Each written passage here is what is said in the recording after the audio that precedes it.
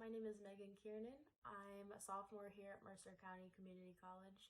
I'm a criminal justice major and I've studied criminology, criminal justice, and specifically the Innocence Project for about 4 years now. By the amount that I've studied, I'm now more than ever realizing how much prison negatively affects people, especially those who don't deserve to be there.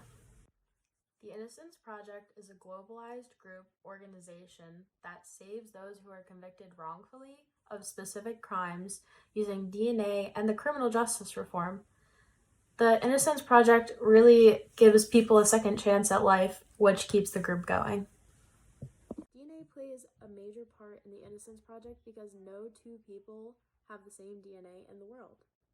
With this in mind, if the DNA that was taken from the individual does not match the DNA that was found at the crime scene, that means that it is unlikely for them to be the suspect of that crime.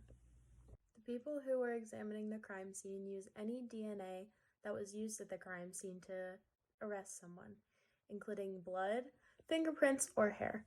Fingerprints are taken with a brush like this, rubbed in some fingerprint powder, and lightly dusted until they see an image. DNA found at the crime scene is crucial to a possible exoneration of someone who didn't even do the crime but was placed to do the time. InnocenceProject.org explains how they train and how they work hard on a federal and state level with forensic experts so they can retrieve hard evidence which will ultimately help the prisoner. To them, it's extremely important that these issues are patched up so that these instances don't happen again, like arresting innocent people. In the United States, the criminal justice reform is to make adjustments to those that are proven to be incorrect in the umbrella term of the criminal justice system. NCJRS.gov said a lot of states are legalizing going against common laws, which could remain a lot of people in prison. False confessions are due to the laid-backness of the criminal justice system, which causes wrongful convictions almost every day. False confessions statistically make up 20% of all wrongful convictions. Out of 100 people, 20 of those individuals who would be wrongly convicted and thrown in jail over miscommunications or protection of ones who are legitimately guilty. Those who go through the Innocence Project were wrongfully convicted by mistakes made by somebody else. These mistakes ultimately costed them years and years that they will never get back because they spent them behind bars.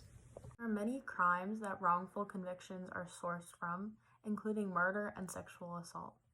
The Innocence Project really cares about those who are in this situation, and they try to benefit from it one way or another. Though there were countless issues, including DNA, the criminal justice reforms settle any errors, and this took countless people out of prison. The InnocenceProject.org claims to have continued to exonerate people since 1992. According to InnocenceProject.org, Peter Neufeld and Barry Scheck made the Innocence Project in 1992 at the Cardozo School of Law in New York City. What started to be a law clinic founded by 2 students turned out to be a global organization that saved so many lives. For the past 28 years, those who were exonerated in the Innocence Project were set free. Though they were set free, of course there were many strains on many relationships, but are still being built back up.